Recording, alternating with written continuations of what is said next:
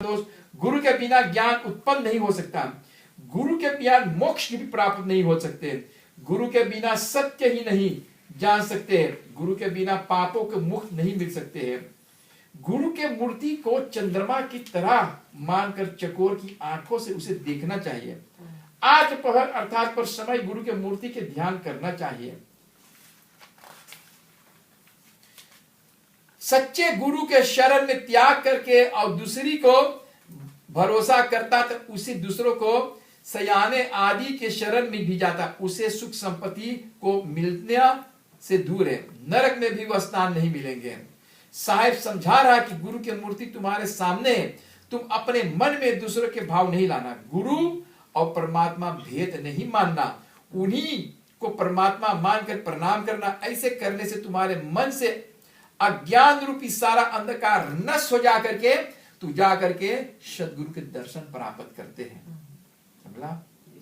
साहेब कहते कि साधु संतो सब मिलकर मेरे बात सुनो, आप लोग वही उपाय करो जिससे गुरु के प्रेम ढेर रहे। जब सदगुरु मिल गए तो समझ लो कि सब कुछ हमको मिल गया, अन्यथा कुछ भी नहीं मिला, क्योंकि माता पिता बेटी भाई बंधु आदि ये सब पास होते मन, लेकिन सच्चा गुरु किसी किसी के को ही मिल पाते, नहीं तो सबको नहीं मिलते। जब गुरु करने के बाद अंदर में ज्ञान का प्रकाश हो जाता है तो समझो सच्चे गुरु मिल गया। ऐसे में तुम्हारे दिल में सारे भ्रम दूर हो जाएंगे और तुम दुनिया से निराला हो जाएंगे। जो सदैव गुरु के महिमा का गान करते हैं और प्रसन्नता निश्चिंत रहते हैं, उसे इस भव सागर में नहीं आते हैं, सदा सदा के लिए साहेब के समा जाते हैं। गुरु साधारण आदमी नहीं होते, ईश्वर स्वयं गुरु रूप में आकर शिष्य को कल्याण करते हैं। इसलिए गुरु साहेब का ही रूप होते हैं। गुरु ज्ञान के भंडार के समान होते हैं। उसके अमृत समान वचनों के प्रताप से मन के सभी विकार समाप्त हो जाते हैं। शिष्य को बुद्ध से कीचड़ से भरा होता, और जबकि गुरु का ज्ञान जल से समान, जो शिष्य को जन्मों जन्म से इस कीचड़ के पल में ही टाल देते हैं। समझना? यही गुरु के ज्ञान जो होते हैं।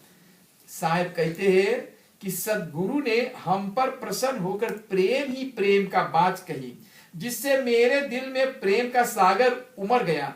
आंखों से आंसू बह रहे हैं, जिससे सारा शरीर गीला हो रहेगा। प्रेम के इस कहानी में हम समझ सकते हैं कि जिसमें सदगुरु से प्रेम ही है। साहेब कह रहे हैं कि इसे भी हमारा जितने काम क्रोध लोभ मोहंकार सब भस्म कर देते हैं। तो साहेब हमके अपना ले हैं।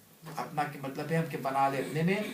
बस इसमें अब कष्ट नहीं होते कि हमको ये इसका भर में जमराज आएंगे, नाना प्रकार के हम लोग के भ्रमित करेंगे।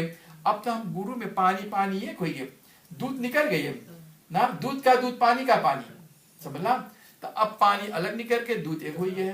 तो हम साहेब की जब पाए गए लिए, तब हमके जरूरत ना है फिर कि हम जब 84 लाख जोनियों में फिर हम ब्रह्मा विष्णु महेश के धन्यवाद दे, परमात्मा मालिक की प्रार्थना करें कि ब्रह्मा विष्णु आपके धन्य हो कि आपके अब हम सदगुरु के पाए गए।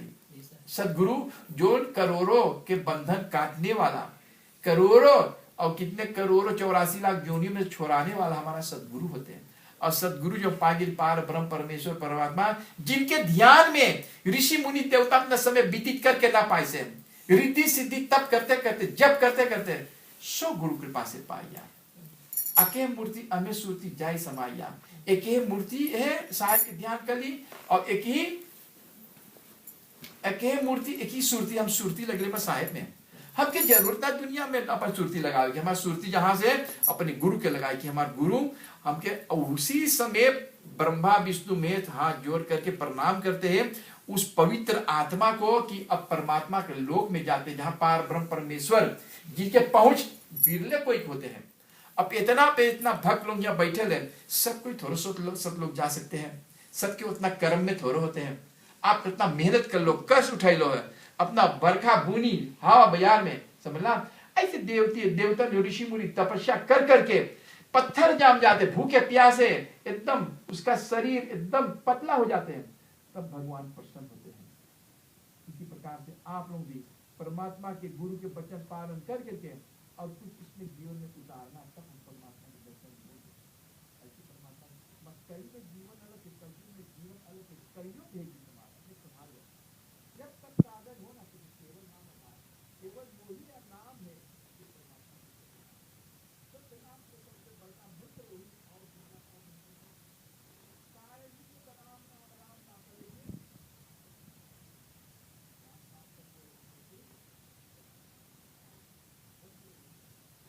और आगे से आए सत्य नाम से करेंगे, अब जाएंगे सत्य नाम से।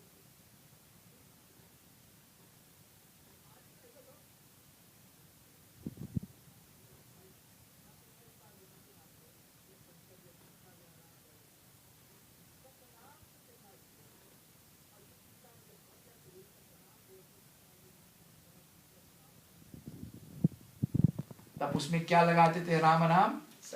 हाँ, तो सतनाम से लेके अली भगवान के नमुआ लेके मैया पे जब हम मर गए तब हमके जाके नमुआ सुनावे।